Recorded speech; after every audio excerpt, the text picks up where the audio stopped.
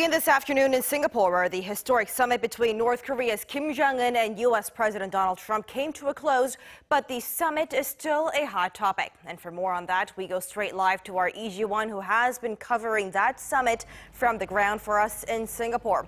Now, Ji-won, how is the world reporting on that summit? Semin, like you said, the two leaders meeting is still making headlines all around the world. And we got to speak to a few reporters here at the International Media Center to hear what they have to say about the summit.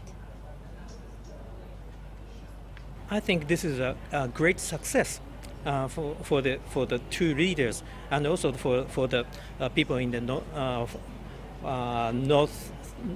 Northeast Asian countries, including Japan, and also this is the beginning of a new era in which the two adversaries try to overcome.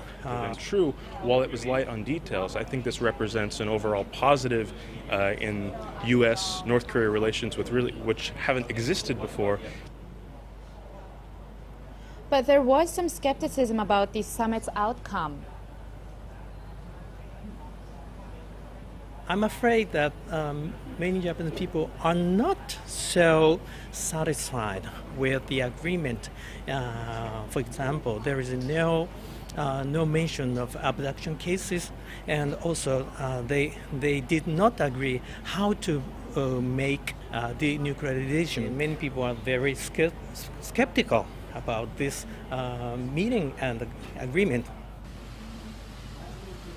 Now, to give you a brief recap of what the other media around the world said, Washington Post reported that the summit was a huge success for the North Korean leader, saying that President Trump made huge concession to Kim. China's state-run Xinhua news agency was more optimistic, saying that the summit heralds a thaw in Pyongyang-Washington ties. It also contained Beijing's response to the summit, where the state councilor and foreign minister highlighted the significance of the summit, which China had long called for. Now, the general consensus the media seem to have is that this surely is a step towards a new opening, but the joint statement lacks details and has vague wordings.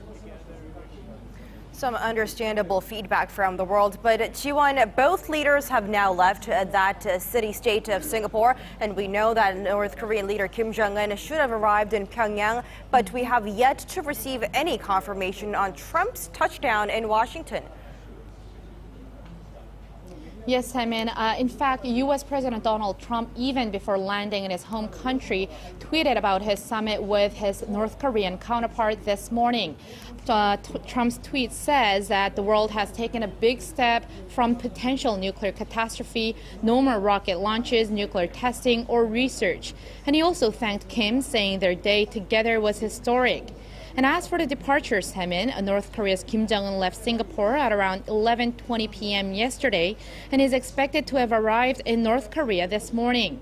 Meanwhile, U.S. President Donald Trump left about 30 minutes earlier than expected at 6:30 local time on his Air Force One from the Paya Lebar Air Base just as he came into the city-state.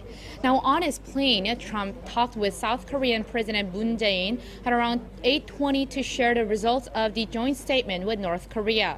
He's known to have stopped over air bases in Guam and Hawaii to encourage U.S. forces and is expected to arrive at the White House sometime Wednesday morning. Now, with the summit coming to a close, many media have left the International Media Center, and this center will also be closing at 6 p.m. today.